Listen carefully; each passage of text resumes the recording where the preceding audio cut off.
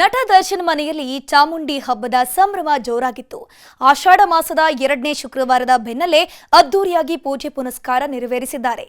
ಈ ಕುರಿತ ಒಂದು ವರದಿ ಇಲ್ಲಿದೆ.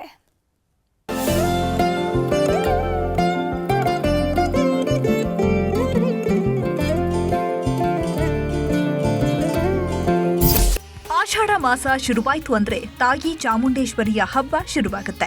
ಮೈಸೂರಿನ ಬೆಟ್ಟದ ಮೇಲಂತೂ ಸ್ವರ್ಗವೇ ಧರೆಗಿಳಿದಂತೆ ಭಾಸವಾಗುತ್ತೆ. ಅದರಲ್ಲೂ ಶುಕ್ರವಾರವಂತೂ ಭಕ್ತ ಸಾಗರವೇ ತಾಯಿ ಸನ್ನಿಧಿಗೆ ಹರಿದು ಬರುತ್ತೆ. ಇದೀಗ ದರ್ಶನ್ ಕೂಡ ನಾಡಿನ ಅಧಿದೇವತೆಯ ಮೊರೆ ಹೋಗಿದ್ದಾರೆ. ನಿನ್ನೆಯಷ್ಟೇ ಚಾಮುಂಡೇಶ್ವರಿಯ ದರ್ಶನ ಮಾಡಿ ಬಂದಿದ್ದ ದರ್ಶನ್ ಇದೀಗ ತಮ್ಮ ಮನೆ ಹಾಗೂ ಫಾರಂ ಹೌಸ್ನಲ್ಲಿ ಚಾಮುಂಡೇಶ್ವರಿ ಪೂಜೆ ನೆರವೇರಿಸಿದ್ದಾರೆ.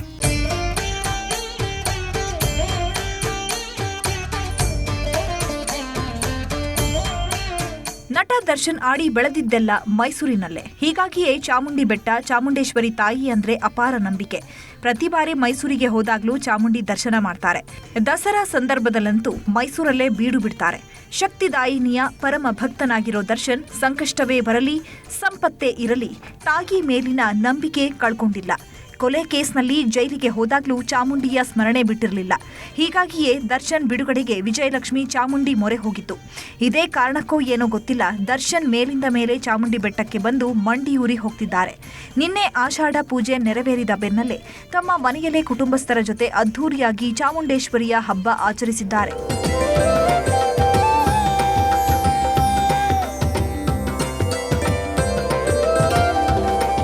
ಮೈಸೂರಿನಲ್ಲಿರೋ ದರ್ಶನ್ರ ಮುಪ್ಪಾಕೃಪಾ ಮನೆ ಹಾಗೂ ಫಾರಂ ಹೌಸ್ ಎರಡೂ ಕಡೆಯೂ ಚಾಮುಂಡೇಶ್ವರಿ ಹಬ್ಬ ಆಚರಿಸಿದ್ದಾರೆ.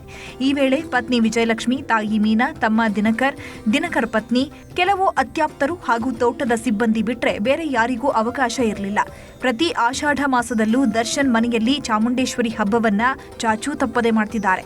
ಕಳೆದ 20 ವರ್ಷಗಳಿಂದ ಚಾಮುಂಡಿಯ ಉತ್ಸವ ಮಾಡ್ತಾ ಇದ್ದು, ಈ ಬಾರಿ ಸಂಕಷ್ಟಗಳೆಲ್ಲ ದೂರವಾಗಲಿ ಅಂತ ವಿಶೇಷ ಪೂಜೆ ಪುನಸ್ಕಾರ ನೆರವೇರಿಸಿದ್ದಾರೆ.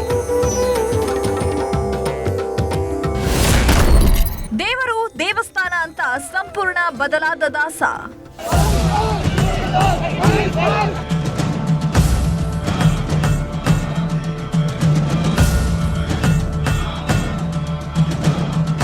ಒಂದು ಕಾಲದಲ್ಲಿ ನಟ ದರ್ಶನ್ರ ಲೈಫ್ ಸ್ಟೈಲ್ ಇದ್ದಿದ್ದೇ ಬೇರೆ.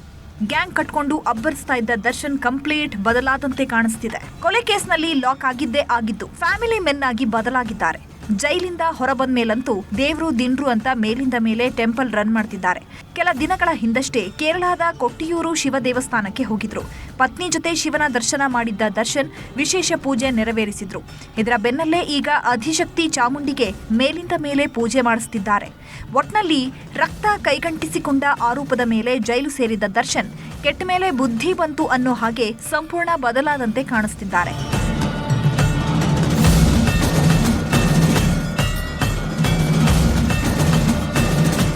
ಕ್ಯಾಮರಾ ಪರ್ಸನ್ ರಾಹುಲ್ ಜೊತೆ Anand KS, news 18 Mysuru.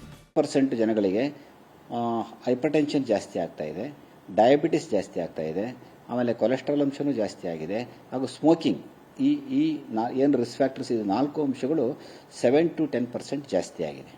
ಹೃದಯಾಘಾತಕ್ಕೆ Covid ಲಸಿಕೆ ಕಾರಣ ಅಲ್ಲ, ಕೋವಿಡ್ ಸೋಂಕಿನ ಸೈಡ್ ಎಫೆಕ್ಟ್ ಅಂತ ಸಮಿತಿ ಹೇಳಿದೆ.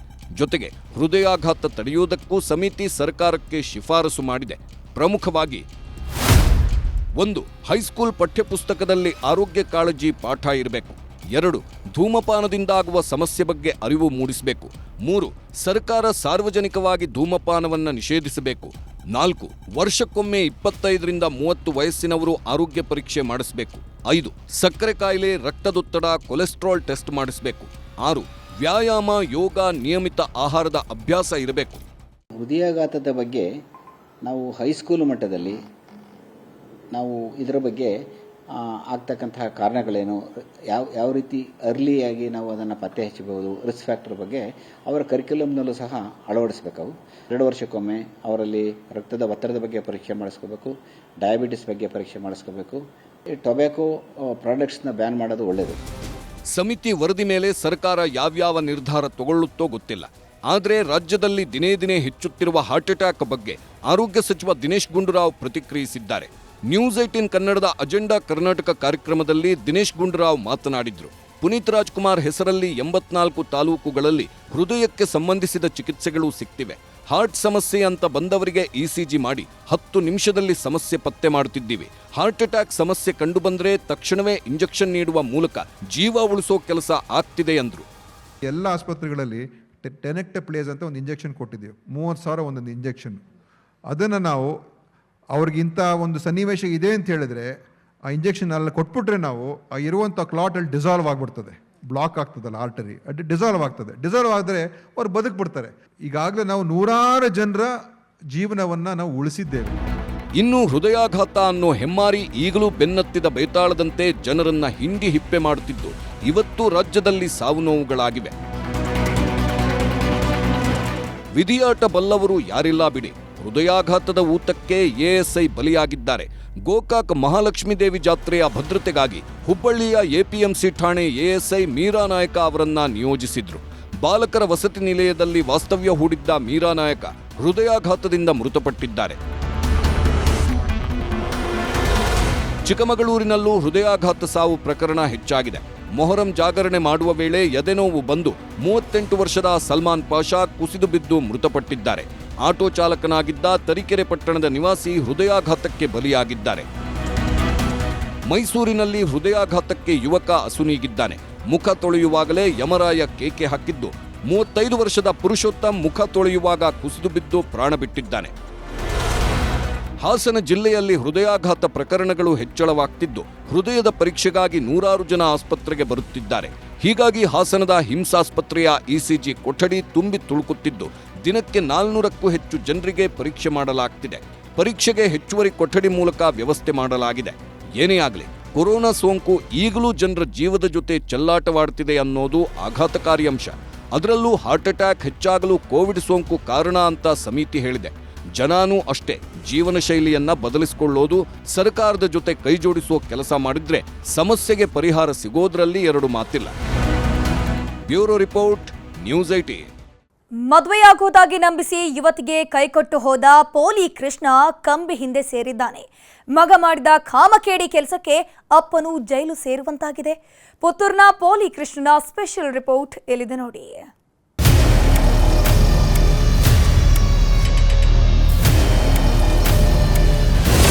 ನಗರಸಭಾ ಸದಸ್ಯನ ಮಗನ ಕಾಮಕಾಂಡ ಬಯಲು.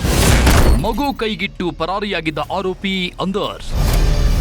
ದಕ್ಷಿಣ ಕನ್ನಡ ಜಿಲ್ಲೆಯ ಪುತ್ತೂರು ನಗರಸಭಾ ಸದಸ್ಯ ಜಗನ್ನಿವಾಸ್ ರಾವ್ ಪುತ್ರನ ಕರ್ಮಕಾಂಡ ಹಲ್ಚಲ್ ಎಬ್ಬಿಸುತ್ತಿದೆ. ಮದುವೆ ಆಗ್ತೀನಿ ಅಂತ ನಂಬಿಸಿ ಕೈಗೆ ಮಗು ಕೊಟ್ಟು ಹೋದವ ಕೊನೆಗೂ ಲಾಕ್ ಆಗಿದ್ದಾನೆ. ದುಡ್ಡಿನ ಮದದಲ್ಲಿ ಆಡಬಾರದ ಆಟ ಆಡಿದವ ಕಂಬಿ ಹಿಂದೆ ಸೇರಿದ್ದು ಪೋಲಿ ಕೃಷ್ಣನ ಕಾಮಕೇಡಿ ಒಂದೊಂದೇ ಬಿಚ್ಚಿಕೊಳ್ತಿದೆ. ಇವನೇ ನೋಡಿ ಈ ಸ್ಟೋರಿಯ ಪೋಲಿ ಕೃಷ್ಣ. ಹೆಸರು ಶ್ರೀಕೃಷ್ಣ ಜೆ ರಾವ್ ಅಂತ. ಹೈಸ್ಕೂಲ್ನಲ್ಲಿ ಸಹಪಾಠಿಯಾಗಿದ್ದವಳ ಹಿಂದೆ ಬಿದ್ದಿದ್ದ ಕೃಷ್ಣ ಕಾಲೇಜಿನಲ್ಲಿ ಪ್ರೇಮಗೀತೆ ಶುರು ಮಾಡಿದ್ದ. ಇವರಿಬ್ಬರ ಪ್ರೀತಿ ಬರೀ ಪ್ರೀತಿಯಾಗಿದ್ದಿದ್ರೆ ಇವತ್ತು ಜೈಲು ಸೇರ್ತಾ ಇರಲಿಲ್ಲ. ಯಾವಾಗ ಮಂಚದವರೆಗೆ ಹೋಯ್ತೋ 10 ಕಥೆ ಕಟ್ಟಿದ್ದ. ನಿನ್ನನ್ನೇ ಮದುವೆ ಆಗೋದು ಅಂತ ನಂಬಿಸಿ ಗರ್ಭಿಣಿ ಮಾಡಿ ಮಗುವನ್ನು ಕೈಗಿಟ್ಟಿದ್ದ. ಆದ್ರೆ ದುರಂತ ಅಂದ್ರೆ ಈತನಿಗಿನ್ನೂ 21 ವರ್ಷ ಆಗಿರಲಿಲ್ಲ. ಹೀಗಾಗಿ 21 ತುಂಬ್ತಾ ಇದ್ದಂತೆ ಮದುವೆ ಆಗ್ತೀನಿ ಅಂತ ಹೆಣ್ಣೆತ್ತವರನ್ನ ನಂಬಿಸಿದ್ದಾನೆ.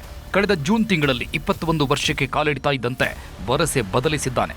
ಮದುವೆಗಿದ್ವೆ ಆಗಲ್ಲ ಅಂತ ಕೈ ಎತ್ತಿ ಹೋಗಿದ್ದ.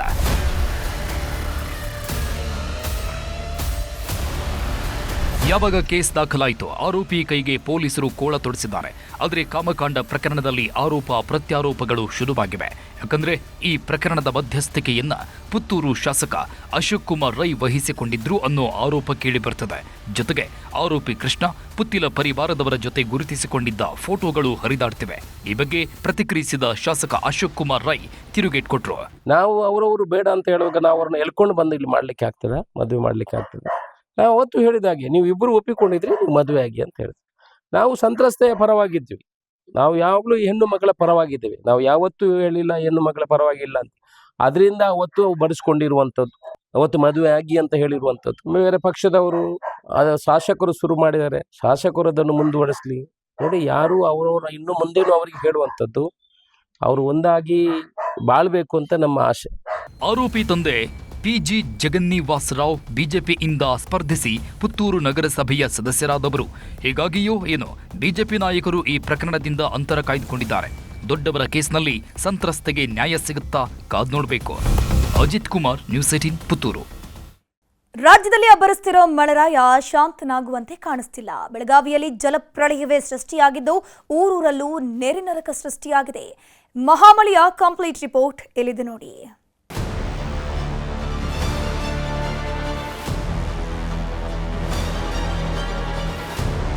ಹಾವೇರಿ ಜಿಲ್ಲೆಯಲ್ಲಿ ಹರಿತಕ್ಕಂಥ ವರದಾ ನದಿ ಮತ್ತು ತುಂಗಭದ್ರಾ ನದಿಗಳು ಕೂಡ ಮೈದುಂಬಿ ಹರಿತಾ ಇರತಕ್ಕಂಥದ್ದು. ಕರುನಾಡಲ್ಲಿ ಮಹಾಮಳೆಯ ಅಬ್ಬರ ಶುರುವಾಗಿ 2 ತಿಂಗಳೇ ಆಗೋಯ್ತು. ಒಂದು ದಿನವೂ ಬಿಡದಂತೆ ಮಳೆ ಸುರಿತಾ ಇದ್ದು ಆರಿದ್ರ ಮಳೆ ಮುಗಿಯೋಕೆ ಬಂದರೂ ವರುಣದೇವನ ನರ್ತನ ನಿಲ್ತಿಲ್ಲ. ಬೆಳಗಾವಿ, ಚಿಕ್ಕೋಡಿ ಭಾಗದಲ್ಲಂತೂ ಜಲಾಸುರ ಕೇಕೆ ಹಾಕ್ತಿದ್ದಾನೆ. ಹೊಲ ಗದ್ದೆಗಳೆಲ್ಲ ಹೊಳೆಯಂತಾಗಿದ್ದು ಸಿಕ್ಕ ಜಾಗದಲ್ಲೆಲ್ಲ ನೀರು ನುಗ್ತಿದೆ. ಕರುನಾಡಲ್ಲಿ ಎದ್ದಿರೋ ಮಳೆ ಸುನಾಮಿ ದೇವರನ್ನು ಬಿಡದಂತೆ ಜಲ ದಿಗ್ಬಂಧನ ಹಾಕ್ತಿದೆ. ಬೆಳಗಾವಿ ಜಿಲ್ಲೆ ಜನ ನಿತ್ಯವೂ ನರಕ ನೋಡೋದಕ್ಕೆ ಶುರು ಮಾಡಿದ್ದಾರೆ. ಒಂದ್ ಕಡೆ ಮಹಾರಾಷ್ಟ್ರ ಮಳೆ, ಇನ್ನೊಂದ್ ಕಡೆ ಜಿಲ್ಲೆಯಲ್ಲಿ ಸುರಿತಾ ಇರೋ ಮಳೆ.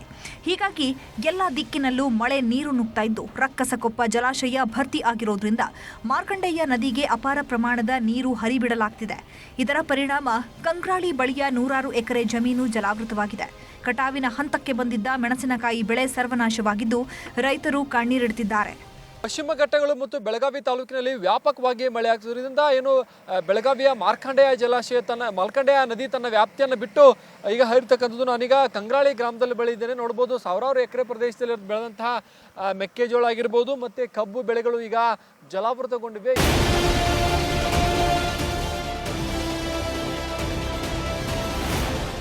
ಬೆಳಗಾವಿಯಲ್ಲಿ ವರುಣದೇವ ಸೃಷ್ಟಿಸ್ತಾ ಇರೋ ಅವಾಂತರಗಳು ಒಂದೆರಡಲ್ಲ. ಬಿಟ್ಟು ಬಿಡದೆ ಮಳೆ ಆಗ್ತಾ ಇರೋದ್ರಿಂದ ಚಾವ್ಹಾಟ್ ಗಲ್ಲಿಯಲ್ಲಿ ಮನೆಯೊಂದು ಧರೆಗುರುಳಿದ್ದು ಆಟೋ, ಬೈಕ್ ಜಖಮಾಗಿದೆ. ಇಡೀ ಮನೆ ಶಿಥಿಲಗೊಂಡಿದ್ರಿಂದ ಕುಟುಂಬಸ್ಥರೆಲ್ಲ ಬೇರೆ ಕಡೆ ವಾಸವಾಗಿದ್ರು. ಹೀಗಾಗಿ ದೊಡ್ಡ ಅನಾಹುತ ತಪ್ಪಿದ್ದು ಮನೆ ಮುಂದೆ ನಿಲ್ಲಿಸಿದ್ದ ಆಟೋ, ಬೈಕ್ ಮಾತ್ರ ಅಪ್ಪಚ್ಚಿಯಾಗಿವೆ. ಹಾಗೆಯೇ ಕಾಕತಿ ವೇಸ್ ರಸ್ತೆ ಬಳಿಯೂ ಮನೆಯೊಂದು ನೆಲಕಚ್ಚಿದ್ದು ಇಡೀ ಕುಟುಂಬ ಕಣ್ಣೀರಿಡಿದಿದೆ. ಕೂಲಿ ನಾಲಿ ಮಾಡಿಕೊಂಡು ಜೀವನ ಸಾಗಿಸ್ತಾ ಇದ್ದ ಬಡ ಕುಟುಂಬ ನಿನ್ನೆ ಸಂಜೆ ಗೋಕಾಕ್ನ ಮಹಾಲಕ್ಷ್ಮಿ ಜಾತ್ರೆಗೆ ಹೋಗಿತ್ತು. ಇವತ್ತು ಬೆಳಗ್ಗೆ ಬಂದು ನೋಡಿದ್ರೆ ಇಡೀ ಮನೆಗೆ ನೆಲಕ್ಕುರುಳಿದೆ.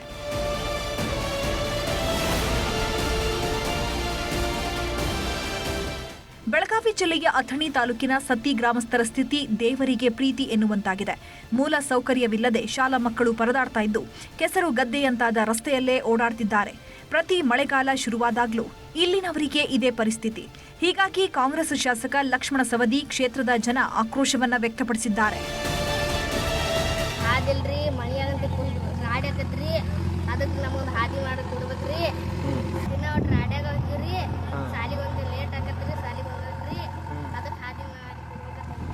ತುಂಗಭದ್ರಾ ಜಲಾಶಯದಿಂದ ಅಪಾರ ಪ್ರಮಾಣದ ನೀರು ಹೊರಬಿಡ್ತಾ ಇರೋದ್ರಿಂದ 10 ಅವಾಂತರಗಳು ಸೃಷ್ಟಿಯಾಗ್ತಿವೆ. ಕೊಪ್ಪಳ ಜಿಲ್ಲೆಯ ಗಂಗಾವತಿ ತಾಲೂಕಿನ ಆನೆಗೊಂದಿ ಬಳಿ ಇರೋ ಶ್ರೀಕೃಷ್ಣದೇವರಾಯ ಸಮಾಧಿ ಮಂಟಪ ಮುಳುಗಡೆಯಾಗಿದೆ. ತುಂಗಭದ್ರಾ ಜಲಾಶಯದಿಂದ 62,000 ಕ್ಯೂಸೆಕ್ ನೀರು ಹರಿಬಿಡಲಾಗ್ತಾ ಇದ್ದು ನದಿ ಪಾತ್ರದ ರೈತರು ಜೀವ ಕೈಯಲ್ಲಿ ಹಿಡಿಕೊಂಡು ದಿನ ದೂಡ್ತಿದ್ದಾರೆ. ಬೇಸಿಗೆ ಬೆಳೆಗಾಗಿ ನದಿಯಲ್ಲಿ ಅಳವಡಿಸಿದ್ದ ಪಂಪ್ಸೆಟ್ಗಳೆಲ್ಲ ದಿಕ್ಕಾಪಾಲಾಗಿವೆ.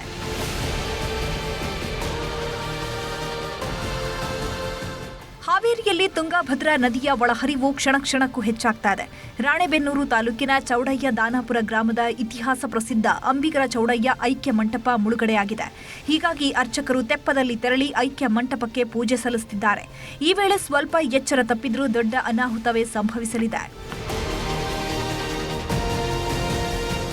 ಮಲೆನಾಡಿನಲ್ಲಿ ಭಾರೀ ಮಳೆ ಆಗ್ತಾ ಇರೋದ್ರಿಂದ ತುಂಗಭದ್ರಾ ನದಿ ಮೈದುಂಬಿ ಹರಿತಾ ಇದೆ. ಹೀಗಾಗಿ ಹರಿಹರ ತಾಲೂಕಿನ ಉಕ್ಕಡಗಾತ್ರಿ ಫತ್ಯಾಪುರ ರಸ್ತೆ ಸಂಪರ್ಕ ಸಂಪೂರ್ಣ ಬಂದ್ ಆಗಿದೆ.